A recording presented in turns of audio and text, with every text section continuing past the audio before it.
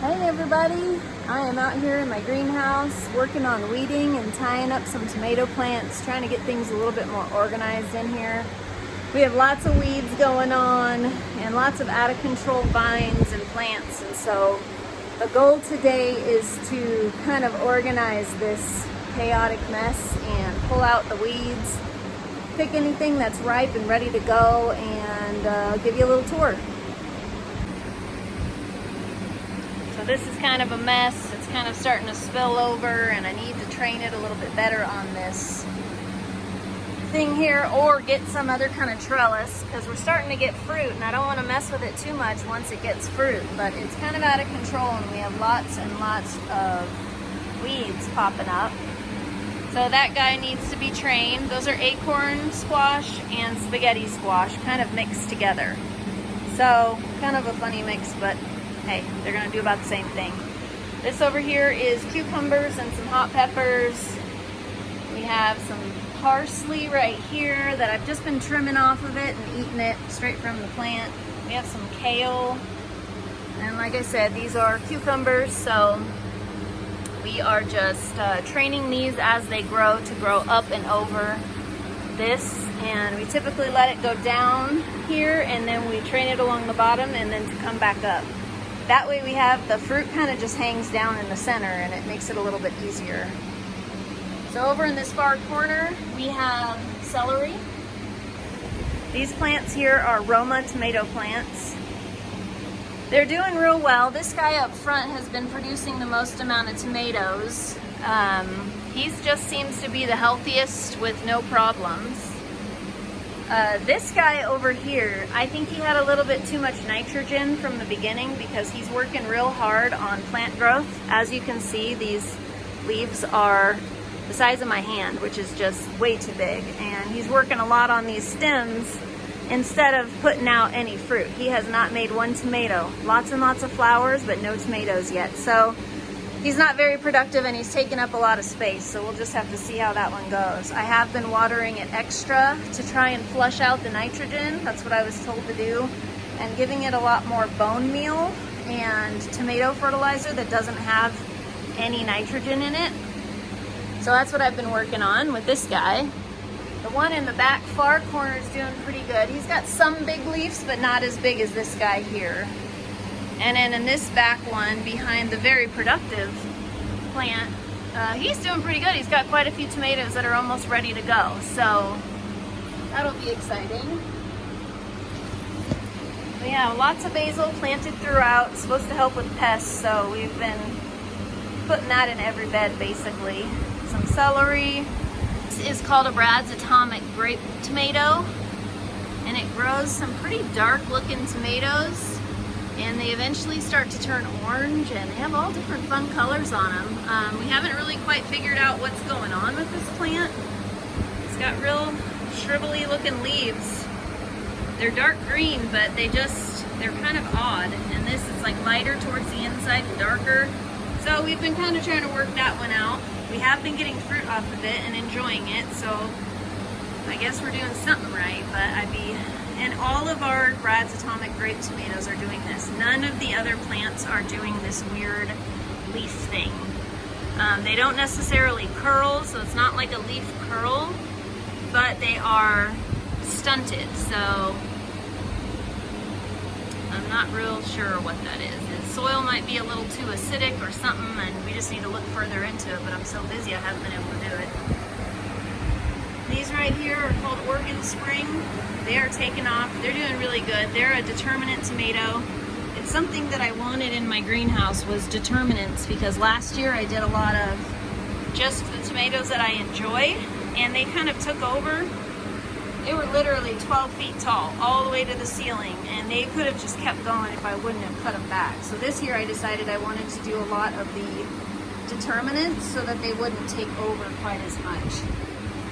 And these guys seem to be doing pretty well, just staying contained in their area. They're putting off some flowers now, and I do need to get some more cages to get those front ones off the ground. But they seem to be doing pretty well. I don't remember which one this one is, but we've got a lot of tomatoes coming in, and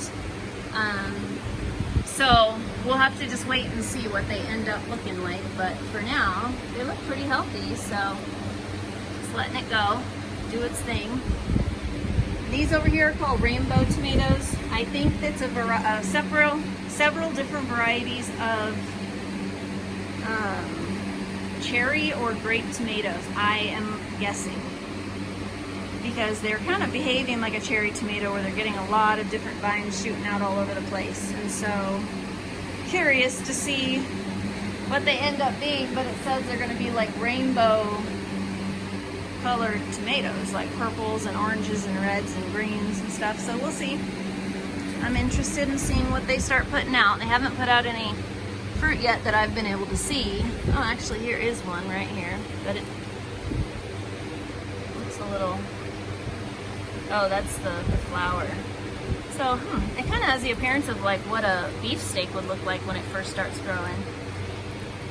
Kind of wrinkly and stuff, so we'll see. Not real sure. Trying to see back in here if there are any hiding, but I don't really see any other tomatoes just yet. They're still kind of young, so. And we have sunflowers. We have lots of pepper plants here that my mother-in-law's planted. All different varieties of tomatoes in this box, and I don't think that these are determinate. I think they're indeterminate, and they're probably going to take over. So she's been trying to contain them with, we share this garden, and she's been trying to contain them with different cages and different things. So we're attempting to make it a little less chaotic this year, but I have a feeling it's going to be similar to last year. Just from the looks of things, we're not even to the craziest part of our growing season yet, so it's going to be interesting. This is my lemon, my Meyer lemon tree, and my orange tree. They're starting to do pretty well. I think they had a pest on them, so I put some diatomaceous earth, and I have been taking note of what's going on every day just to kind of stay on top of it. We have some blueberries. I'm gonna plant these outside soon. Peppers in the middle that are going a little crazy. This is a honeyberry plant we've yet to get berries off of because I just learned that they needed a second honeyberry plant in order to produce. So that's gonna have to be on the list for next year. We have several different kinds of peppers over here. I think this is the, it's not a banana, I think it's some kind of Jim, what is it called? I'm having a little brain lapse right now, but it's supposed to grow some mild tasting big peppers that you can stuff, so I'm kind of excited about that. I do have a Tide plant in there hiding. Got some onions random that were from last year that I stuck in the ground, and they're taking off. I've just picked one this morning. It's decent size, about the size of a baseball, so we'll try it tonight, see how it is. Gotta get my trees out of here. That's gonna be happening soon. And then in the other greenhouse, things have kind of exploded. I can't even walk down the middle of the greenhouse anymore. So, but things are progressing. I mean, our radishes are taking off. The pepper plants that we just kind of tossed in here last minute are growing. It looks like they need some help though. Their leaves are showing me that they have some kind of issue going on. They might need some fertilizer or maybe a more regular watering schedule, not real sure.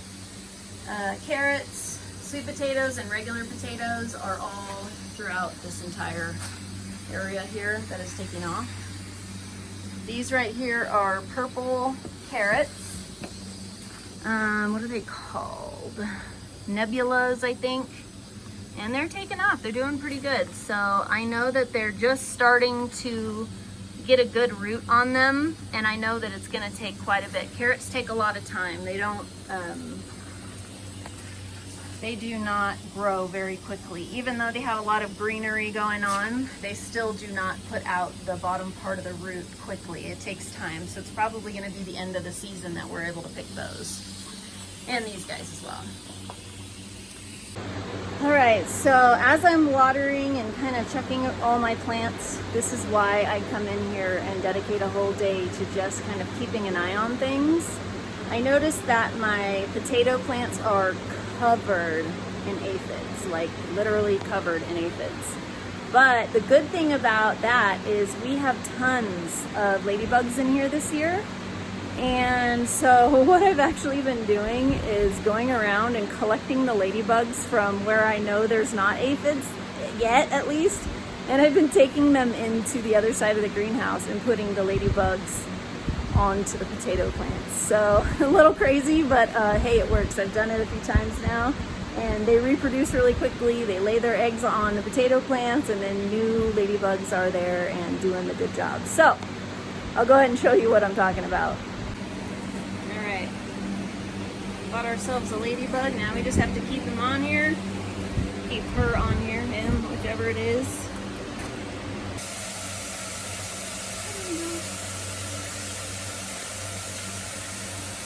He's just been relocated.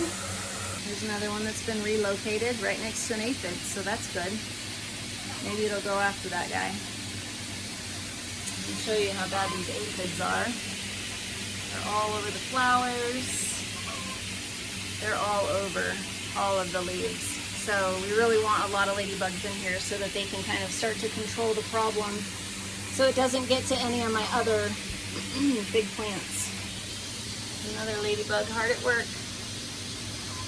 Good job, ladies. Get these bugs under control. So a common thing I've been asked, and I think it's kind of like a misconception about greenhouses, is you probably don't get any bugs since all of your plants are in a greenhouse, right? Wrong. We actually get a lot, and I think because whatever is in our soil in the greenhouse, it kind of actually gets stuck in here, so they just multiply in here instead of going elsewhere. And we've had really bad aphids, like I just showed you. We have had really bad, and we still do have really bad grasshoppers, which we're in the process of treating right now with a all-natural organic. It's called no-low bait, and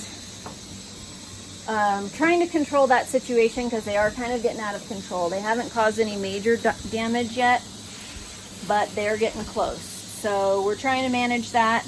Another thing is we had a lot of wasps in our greenhouse. I don't understand why, but we've had a lot of wasps in there, and it's really not fun when you're trying to garden and you're afraid you're going to get stung the entire time you're in there. So we've had lots of stuff, caterpillars and beetles and ants. We actually have some pretty bad ants right now that are growing up through some of our potted plants.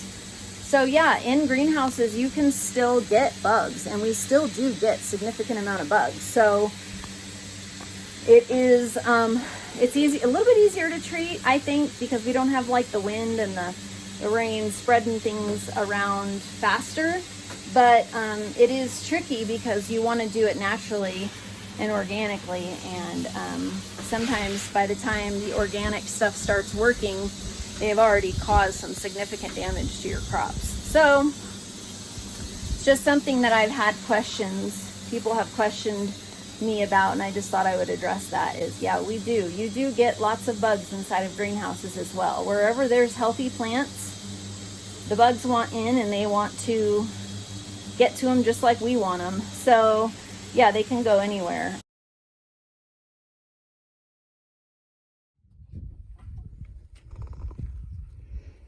Out here in these outer boxes, I've got some squash growing, 2 different kinds, and I believe they're the buttercup squash. I can't remember, and my tags, they got sun bleached, so I don't know what they are.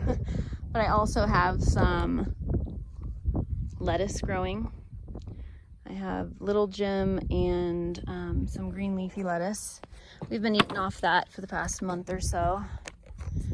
Same over here. I've got lots of new lettuce starting to sprout, some beets, a couple more squash plants, and the big lettuce heads that we've been eating off of.